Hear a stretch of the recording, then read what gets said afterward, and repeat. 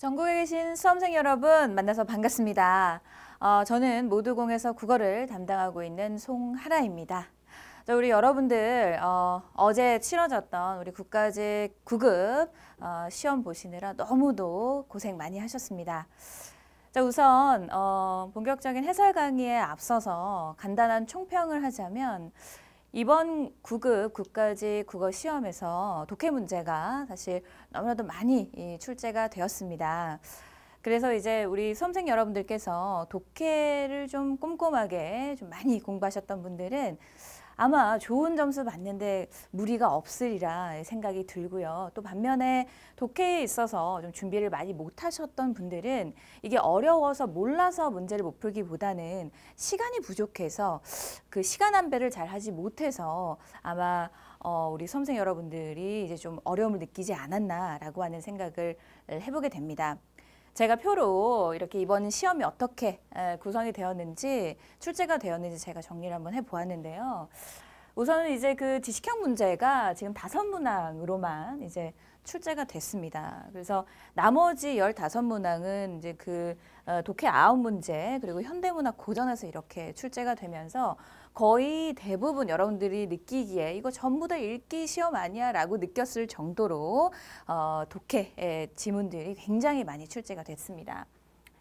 그리고 또 이제 그 지식 문제 부분에 있어서도 그 의문론과 형태론, 통사론 그리고 의미론 파트에서 각각 한 문제씩 출제가 되었고, 그리고 또 여러분들이 이렇게 문제 풀기에 막 이렇게 까다롭거나 어렵지 않은 내용들이 출제가 되었습니다. 그래서 어느 정도 제 기본 강의를 좀 꼼꼼하게 잘 들으셨던 우리 수험생분들이라면 충분히 풀어내실 수 있는 문제가 출제가 되었다라고 하는 게 저의 총평이고요. 그리고 밑에 독해 부분도 마찬가지로 지금 조건에 맞춰서 글쓰기, 뭐 말하기 종류와 원리, 그리고 화법 부분에 있어서 담화의 수용과 평가 부분에서 이제 2문제가 출제가 되었고, 또 내용 일치 부분에 있어서 좀 4문제가 출제가 된 모습을 보이고 있다라고 하는 걸 볼 수가 있는데, 어쨌든 제가 본격적으로 문제 해설을 하면서도 설명을 드리겠지만 이 내용들이 일치하는지 일치하지 않은지만 좀 찾아가면서 문제를 좀 독해를 제대로만 해내면 이 9문제 점수 따기가 그렇게 어렵지 않았을 것이다 라고 하는 생각을 문제를 보면서도 계속 해보았습니다.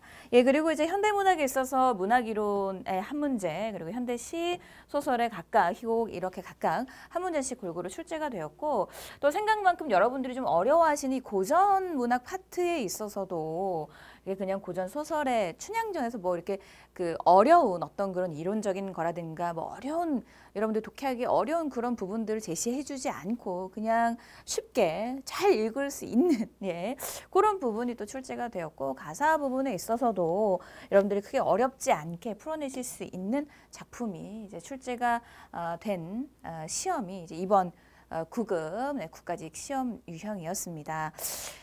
자, 그래서 이제 우선은 앞으로의 시험에 있어서 이제 그러면은 독해만 그러면 공부하면 되겠구나 이렇게 생각하실 수도 있지만, 우리가 또 이어서 지방직이라든가 서울시를 준비하시는 또 다른 분들은 그 나머지 또 우리가 이렇게만 독해를 좀 중점적으로 기출이 되는 출제가 되는 시험은 이제 우리 국가직 시험에서 이제 작년 그리고 올해에 이어서 이렇게 이런 유형으로 좀 가고 있지만, 또 어제 같은 날 시행되었던 그 소방직 시험 문제 같은 경우는 또 지식형 문제가 또 9문제나 이렇게 출제가 되면서 사실은 또 이제 직렬별로 좀 다양하게, 그래서 딱 이렇다라고 이야기하기에는 조금은 이제 조심스러운 부분도 있습니다. 어쨌든 여러분들이 국가직 시험은 좀 독해가 좀 많이 중점적으로 나오는 시험이다라고 좀 생각을 하시면 좋을 것 같고요.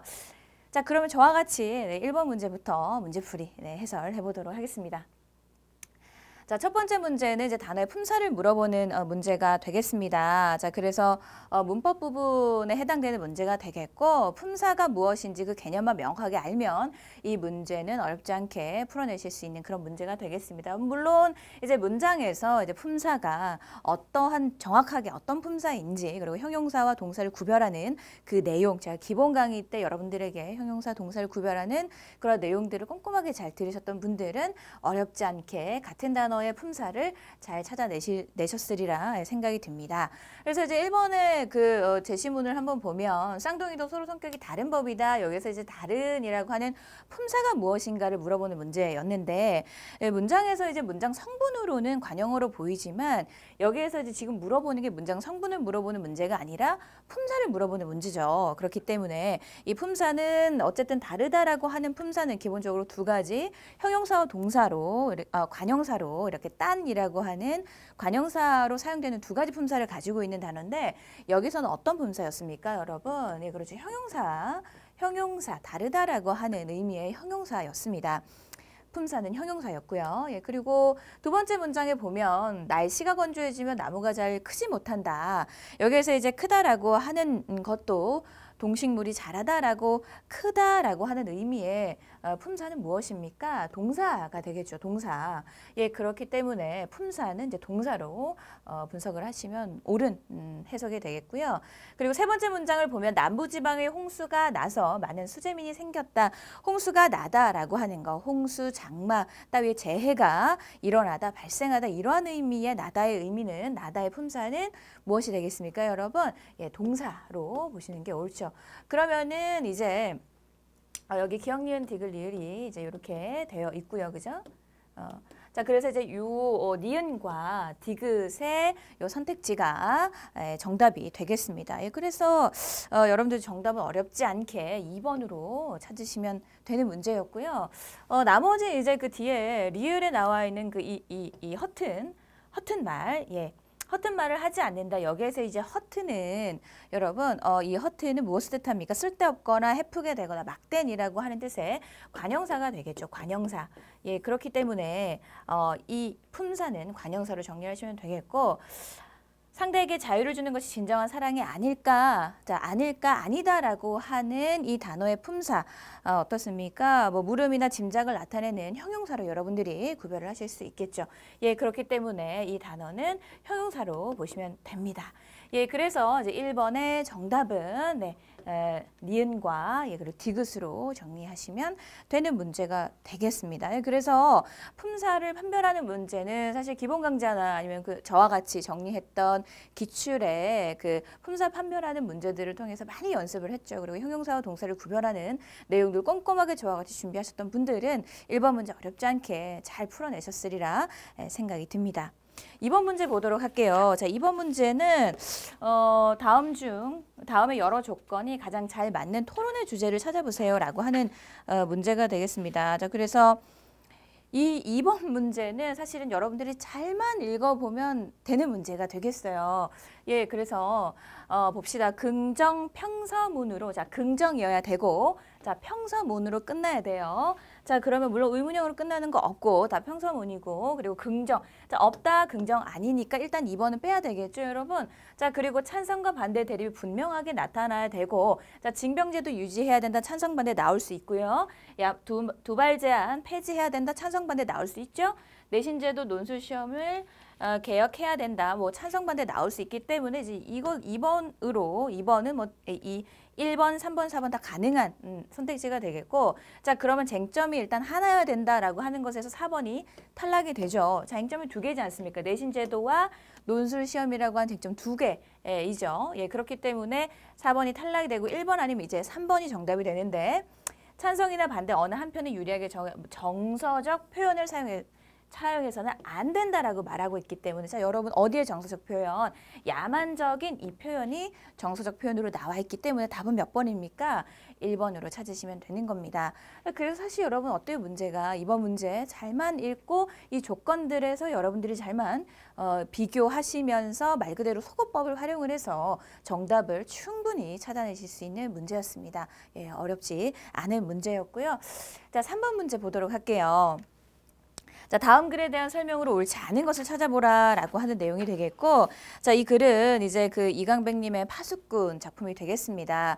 물론 이제 이 내용도 이 작품을 처음 보시는 분들은 뭐 안 계시겠지만 사실 공무원 국어 시험을 준비하시는 수험생분들 중에 이 작품을 처음 보시는 분들 안 계시겠지만 행여라도 시험장에서 이게 기억이 나지 않거나 왠지 뭔가 생소한 느낌이 들더라 해도 이 여기에 이제 그 제시문 안에 있는 내용만 잘 읽었어도 풀어낼 수 있는 문제가 되겠습니다. 사실은. 그래서 어쨌든 이 이강백의 파수꾼이라고 하는 작품은 우리가 1970년대 정치 현실을 풍자 비판한 그 희곡으로 이소부와 양치기 소년과 이리를 모티프로 한 희곡에 해당하는 내용의 작품이 되겠고요. 자, 내용 한번 보도록 합시다. 옳지 않은 거 지금 이제 찾아보는 거고, 해설자가 관객들에게 무대와 등장인물을 이제 설명을 한다라고 하는 것으로 시작이 되죠. 자, 이곳은 황야입니다 라고 말하고 있습니다. 자, 바로 1번 볼게요. 공간적 배경은 막루가 세워져 있는 황야이다. 어떻습니까? 이리 때 내습을 알리는 막루가 세워져 있고 황야다. 어때요? 찾아볼 수가 있습니다. 자, 그리고 드높은 이 막루는 하늘로 둘러싸여 있습니다. 하늘은 연극의 진행에 따라 황혼, 초승달이 뜬 밤 그리고 아침으로 변할 거다라고 말하고 있어요. 자, 시간의 배경은 연극의 진행에 따라 변한다, 변하지 않는다? 변하고 있네요. 그래서 2번도 확인해 볼 수가 있습니다.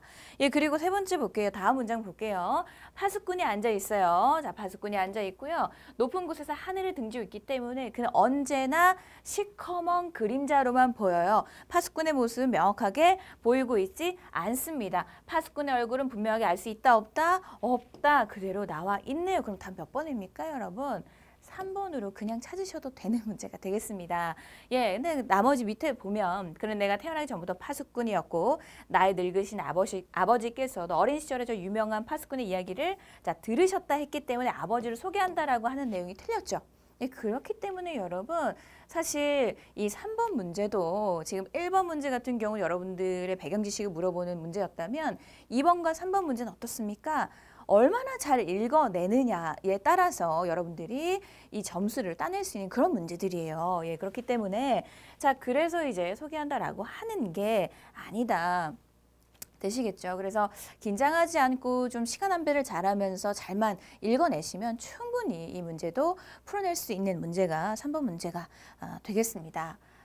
자, 그 다음에 4번 문제로 여러분 보도록 할게요. 자, 4번 문제도 이제 그 지금 대화 상황이 되겠습니다. 수빈이라고 하는 사람과 그리고 정아의 두 사람의 대화 상황이고요. 역시 4번 문제도 어렵지 않은 내용이 되겠는데요. 자, 공감적 듣기의 방법이 아닌 것을 물어보는 것이 되겠습니다. 그럼 공감적으로 누가 제대로 공감적으로 어떻게 듣고 있는지를 물어보는 건데, 자, 공감적으로 어떤 방식으로 지금 듣고 있는지 그게 나와 있지 않은 것을 찾아보면 되는 문제가 4번 문제가 되겠습니다. 자, 수빈 씨 지금 정화가 이야기를 하는 내용이 되겠고요. 나 처음 한 프레젠테이션이 엉망이었어. 자, 지금 이제 수빈 씨에게 이야기를 했어요. 정아 씨가 밑에 이제 정아 씨가 나와서 제가 정아 씨라고 알 수가 있게 되는 거고요. 자, 엉망으로 이 발표를 이제 제대로 잘 못했다라고 속상해하고 있는 이야기를 던져주고 있고요. 그랬더니 이제 수빈 씨가 정말 무슨 일이 있었는지 자세히 말해봐라고 이야기를 하고 있습니다. 자세히 말해보라고 하면서 누구의 말에, 정아 씨의 말에 귀를 기울여 주고 있고 자세히 한번 이야기를 해봐, 편하게 이야기를 해봐 이렇게 격려를 해주고 있죠. 이 1번과 2번이 적절하다라고 하는 거 바로 찾아낼 수가 있습니다, 여러분. 그래서 너무 긴장해서 팀장님 질문에 대답을 못했어 라고 대답을 하고 있죠. 그래서 이제 대답을 잘 못했다. 팀장님 질문에 대답을 못했구나. 공감해주고 있죠. 공감 국어처럼. 처음 하는 프레젠테이션이라 정아 씨가 긴장을 많이 했나 보다. 어떻습니까? 정아 씨의 마음을 이렇게 다독여주고 있고 위로를 해주고 있으면서 서로 공감적으로 대화를 나누어주고 있으면서 지금 정아 씨의 이야기를 잘 들어주고 있는 바로 그 장면이 되겠습니다. 자, 그래서 수빈은 정아의 혼란스러운 감정을 스스로 정리하게끔 너가 되게 처음 하는 프레젠테이션이라서 굉장히 긴장해서 그랬겠구나라고 정리를 해주고 있죠. 예, 그렇기 때문에 3번도 적절하고요. 4번이 이제 답인데 수빈은 정아의 말을 자신의 처지로 바꾸어서 나의 처지로 바꿔서 이야기를 할 때는 이렇게 이야기를 해야 되겠죠. 예를 들어서 나도 그런 발표를 해본 적이 있는데 내가 그때는 막 땀을 흘려서 나도 이렇게 발표를 제대로 못했어. 이렇게 나의 입장으로 한 번 더 이야기를 하는 경우 그럴 때 이제 자신의 처지를 바꾸어서 의미를 재구성하고 있다. 이게 가능하겠지만 지금 여기에서는 어떻습니까, 여러분? 그런 내용이 나와 있지가 않죠. 예, 그렇기 때문에 4번의 공감적 듣기의 방법이 아닌 것은 정답이 4번이 되는 겁니다. 역시 4번 문제도 여러분 어렵지 않게 우리 제 기본 강좌를 꼼꼼하게 기본 문법과 독해 강의를 꼼꼼하게 들으셨던 분이라면 충분히 풀어내실 수 있는 문제였고요. 자, 5번 문제 보도록 하겠습니다. 자, 5번 문제도 사실 이제 의문의 변동과 관련된 문제가 되겠고 왠지 이런 문제를 기다렸다는 듯이 공부했으니까 의문의 변동, 그래서 우리가 의문의 변동도 역시 너무나도 저와 같이 정리 많이 했던 내용이죠. 그리고 또 어떤 유형의 단어들이 나오는지 그 유형의 문제들까지도 저와 같이 정리를 여러분들과 같이 해보았습니다. 어쨌든 이 단어에서 일어나는 의문의 변동으로 옳은 것을 찾으라라고 하고 있습니다. 부엉리 여러분들 분석하셨어야 되죠. 그렇습니다. 제일 첫 번째로 여러분 부엉닐로 이렇게 발음이 되는데 그것을 처음에 이제 우리가 무엇을 어떻게 찾습니까? 이 키역 발음이 기역으로 바뀌고 그리고 니은 첨가가 일어난다라고 하는 거. 그래서 이것을 우리가 뭐라고 하죠? 음절 끝소리 규칙과 그리고 또 니은 첨가가 일어나고 있다. 니은 첨가.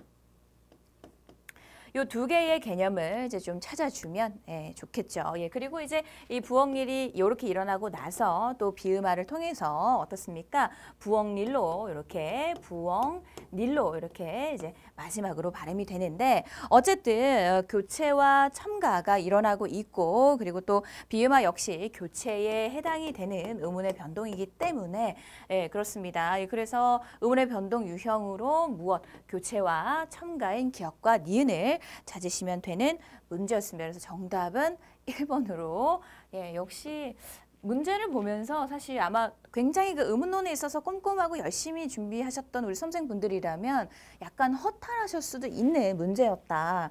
그래서 또 반면에 또 이제 이 문제를 이제 의문론과 관련된 이 단어 분석과 관련된 내용을 꼼꼼하게 잘 정리하셨던 우리 수험생분들이라면 충분히 잘 풀어내실 수 있는 문제였습니다. 6번 문제 넘어가도록 할게요. 자, 이번에 6번 문제도 이제 그 토론자들의 말하기 방식으로 적절한 것을 찾으라라고 되어 있는데, 자, 이제 또 굉장히 긴 질문들로 여러분들이 이제 아마 좀 당황하셨으리라 생각이 드는 이제 제시문이긴 하지만, 여러분 제가 독해 강의 시간에도 말씀드렸다시피 이렇게 이제 대화 상황, 어떤 토론 상황에 대해서 이야기하는 내용들이 말들이 길어지지만 내용들이 긴 것처럼 보이지만 실상 그 내용이 어려운 경우는 거의 없다. 그렇기 때문에 긴장하지 말고 항상 이렇게 좀 자신감 있게 꼼꼼하게 잘만 읽어내라라고 제가 그렇게 말씀을 드렸습니다. 이 문제도 마찬가지로 잘만 읽어내시면 충분히 풀어낼 수 있는 문제가 되겠고요. 그래서 같이 한번 내용을 살펴보도록 합시다. 일단은 사회자가 지금 던지고 있는 논제가 학교폭력과 관련된 문제가 되겠어 날로 심각해지고 있다라고 하는 내용이었고, 이와 관련해 오늘 학교폭력을 방관한 학생에게도 자, 책임을 물어야 한다. 이걸로 우리 한번 이야기해 봅시다 라고 논제를 던져주고 있죠.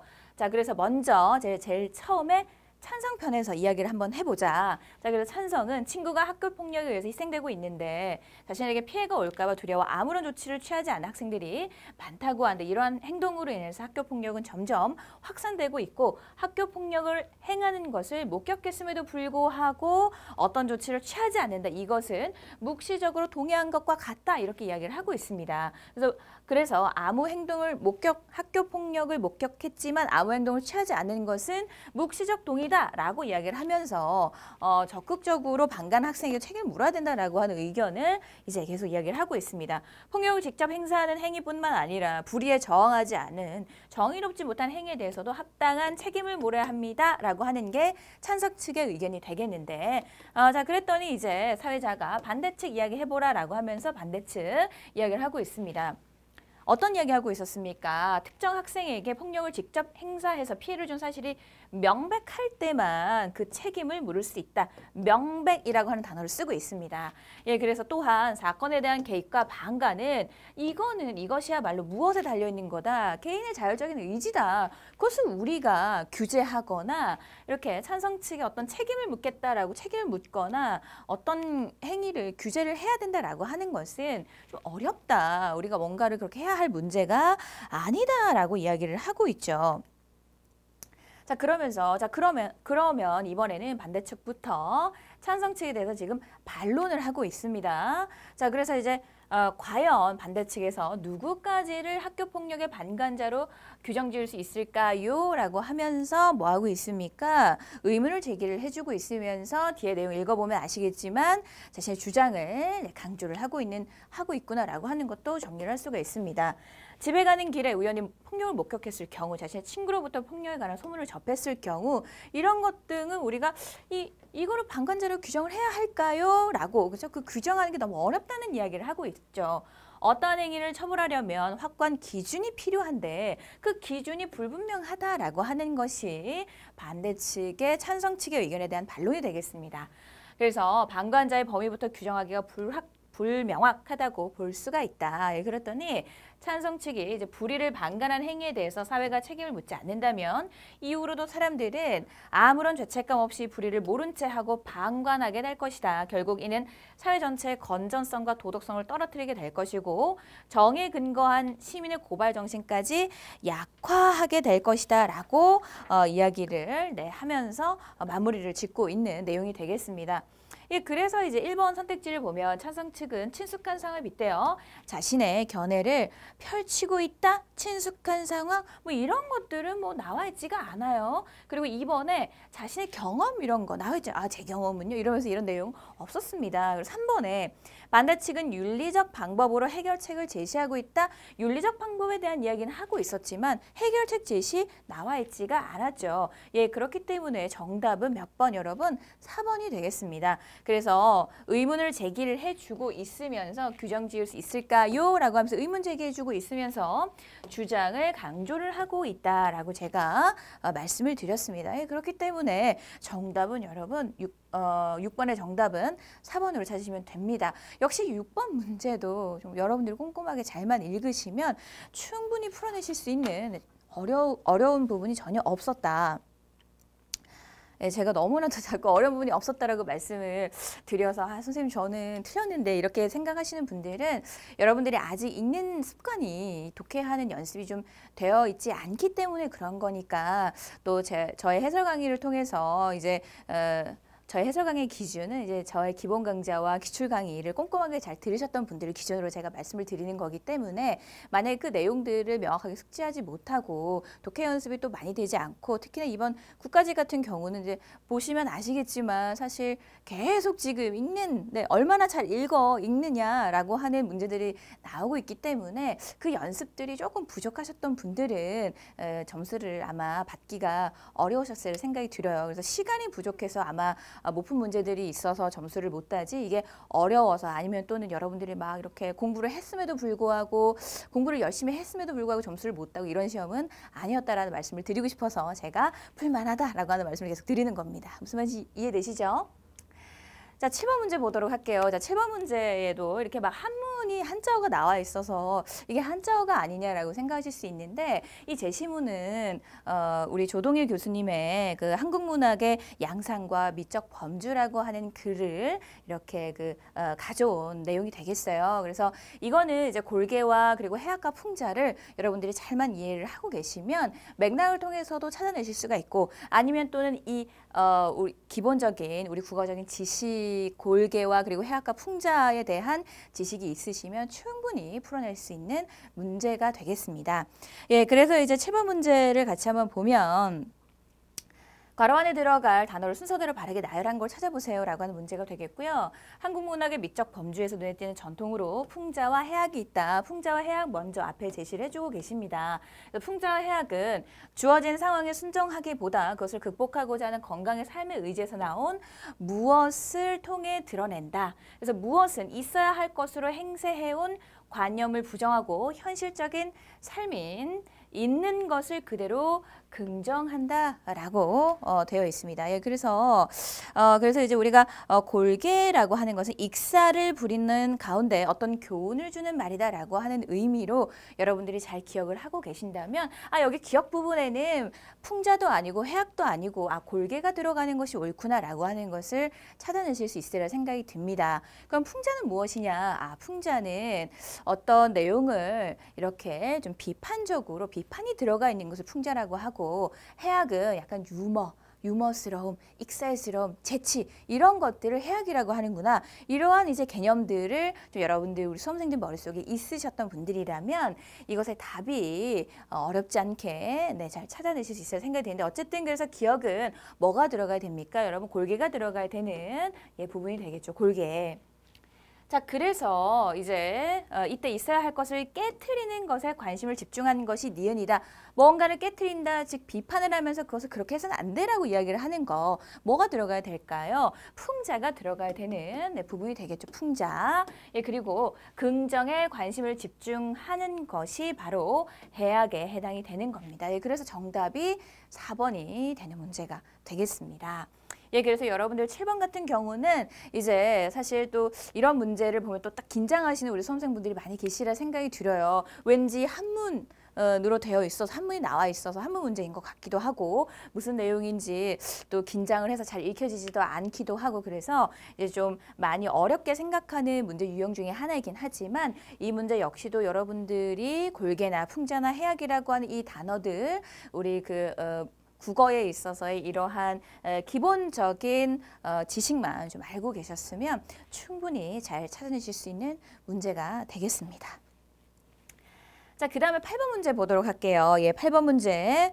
자, 다음 글에서 보기가 들어가기 가장 적절한 거. 그래서 이제 순서에 적절한 것을 찾아내는 문제가 되겠고요. 사실은 이제 독해를 함에 있어서도 우리 수험생분들이 좀 어렵게 생각하는 거, 뭐 순서 나열한다던가 아니면 이런 문장을 이제 집어넣는 거 좀 어렵게 생각하시는 분들이 아마 많이 계셨으리라 생각이 드는데 이런 문제 같은 경우도 이제 앞에 문장과 뒤에 문장에 각각 그 키워드, 핵심되는 단어들, 열쇠가 되는 단어가 있다. 제가 독해 시간에도 말씀을 드렸다시피 마찬가지로 이 문장도 그런 방식으로 이 문제도 그런 방식으로 문제를 풀어내시면 되는 문제가 되겠습니다.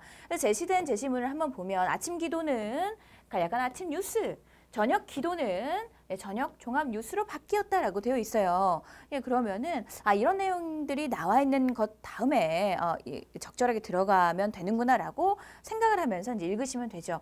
철학자 헤겔이 주장했듯이 삶을 인도하는 원천이자 권위인 시금석으로 종교를 뉴스가 대체할 때, 종교가 뉴스를 대체할 때 지금부터 슬슬 나오기 시작을 합니다. 사회는 근대화된다. 선진 경제에서 뉴스는 이제 최소한 예전의 신앙이 누리던 것과 동등한 지위를, 뉴스가 동등한 지위를 지금 차지하고 있구나라고 하는 이야기. 뉴스의 타전 소름이 돋을 정도로 정확하고 교회의 시간 규범을 따른다라고 하고 있기 때문에 여러분 어떻습니까? 아침과 저녁 시간 그대로 따른다. 아침 기도 시간에 아침 뉴스, 저녁 기도 시간에 저녁 뉴스 어때요? 기억이 가장 적절한 문장이 되겠구나, 적절한 답이 되겠구나라고 하는 거 어렵지 않게 찾아내실 수 있으리라 생각이 듭니다. 예, 그래서 이제 이 8번 문제 같은 경우도 이렇게 앞에 문장을 좀 잘만 읽어보시면 충분히 답 1번으로 찾아낼 수 있는 문제가 되겠어요. 예, 그래서 이제 나머지 내용들은 그래서 우리가 한때 신앙심을 품었을 때 똑같은 공손한 마음을 가지고 접근하게 요구하기도 한다. 나머지 이야기들을 이제 쭉 풀어서 설명을 하고 있죠. 예, 그렇기 때문에 이제 이러한 핵심이 되는 이 키워드가 되는 단어들을 이렇게 아침과 저녁 이러한 단어들만 여러분들이 좀 잘만 읽어내시면 충분히 풀어내실 수 있는 문제가 8번 문제가 되겠습니다. 자, 그 다음에 우리 9번 문제로 한번 보도록 할게요. 자, 기억과 니은에 대한 설명으로 적절한 것은 이제 박일로의 누앙사가 되겠고요. 역시 누앙사도 저와 같이 독해 시간에 같이 살펴보았던 작품이 되겠죠. 자, 그래서 이제 이 전체적인 내용은 이제 이 시적 화사가 농사를 짓기 위해서 소를 빌리러 갔는데 소를 빌렸어요? 빌리지 못했어요? 빌리지 못했죠. 예, 그래서 빌리지 못해서 돌아오면서의 이 서러운 어떤 그런 모습들을 이렇게 표현해주고 있는 게 이 제시된 제시문의 내용이 되겠습니다. 그래서 이제 이 누앙사가 이제 뭐 가사 작품이다, 아니면 또는 조선 후기의 작품이다, 아니면 또는 뭐 사음보의 그런 작품이다, 가사적인 가사의 특징 이런 것들을 사실은 뭐 잘 몰라도 솔직히 이 내용 파악하기 얼마나 친절하게 이 단어 설명까지 그죠? 친절하게 이렇게 해주고 있는 문제였어요, 여러분. 예, 그래서 이제 내용을 한번 보면 먼더 지프로 만든 모자를 이제 숙여 쓰고 푹 눌러 쓰고 축 없는 집신에 설피설피 지금 뭔가 이렇게 굉장히 힘없고 어떤 그런 모습을 이렇게 표현을 해주고 있습니다. 풍채 적은 형용에, 그러니까 어떻습니까? 모습이 굉장히 뭔가 초라하고 작고 이런 모습을 이렇게 풍채 적은 형용으로 이렇게 표현을 해주고 있죠. 그러니까 왜 이렇게 지금 표현을 하고 있습니까? 앞의 상황이 어떤 상황? 이 사람이 지금 소를 빌리러 갔는데 소를 빌리지 못해서 뭔가 실망스러운 상황이구나라고 하는 거 유추를 해보실 수가 있겠죠.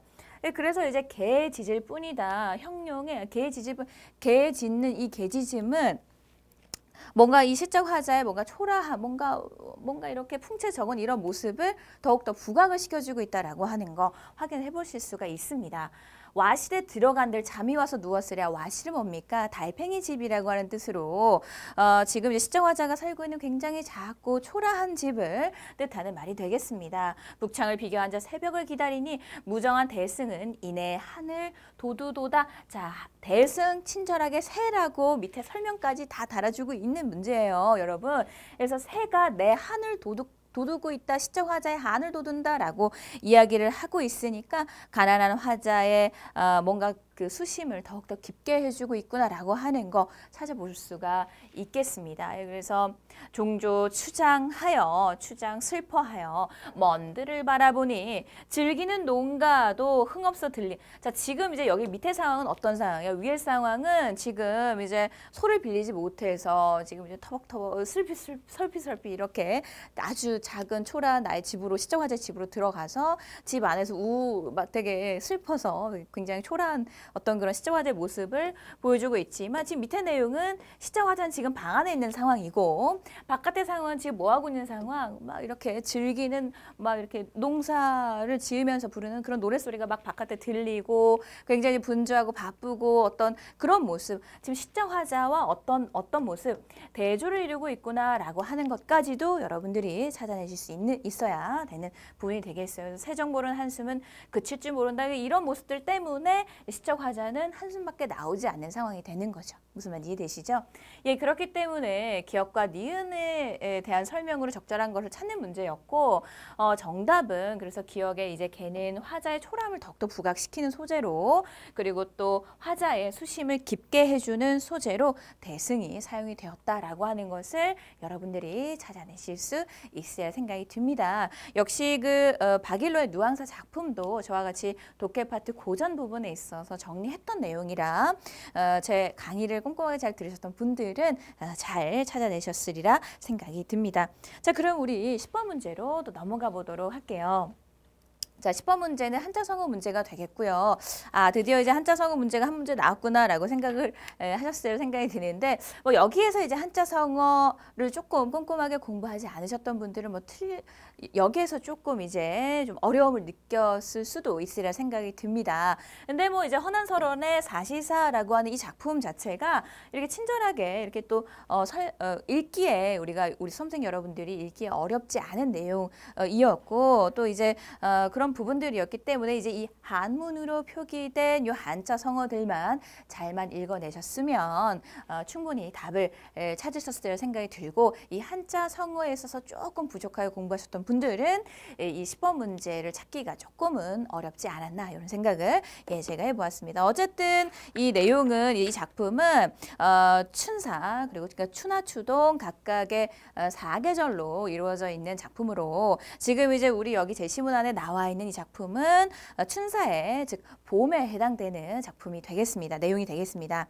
네, 그래서 이제 칠원한시 이 작품이 되겠고요. 사계절의 어떤 그런 풍경과, 그리고 이제 시적 화자가 여성으로 이렇게 시적 화자가 이제 여성으로 되어 있고, 그리고 또 그 시적 화자가 느끼는 어떤 그런 고독감, 그리고 또 임을 향한 어떤 그런 그리움, 네, 이러한 내용들이 이제 절절하게 나와 있는 작품이 되겠죠. 예, 그래서 뭐 내용을 읽어보면 여러분들 어렵지 않게, 그렇죠. 미인이 잠에 깨서 세단장을 하는데 원앙이 술을 놨고 그 꿈이 난장 어디로 갔는가 다정한 앵무새 창가에 지저귀는데 뜰밖에 풀숲에 놀던 나비는 뜰밖에 사라지고 꽃잎에 가려운 거미줄은 난간 넘어 춤을 추네. 네 집 연못가에 풍악소리 울리는가 달빛은 금술잔에 담긴 좋은 술을 비추네. 시름에 겨운 외로운 밤에 잠을 못 이뤄요. 어떻습니까 여러분? 시적 화자의 상황, 외롭고 지금 잠을 못 이루는 상황,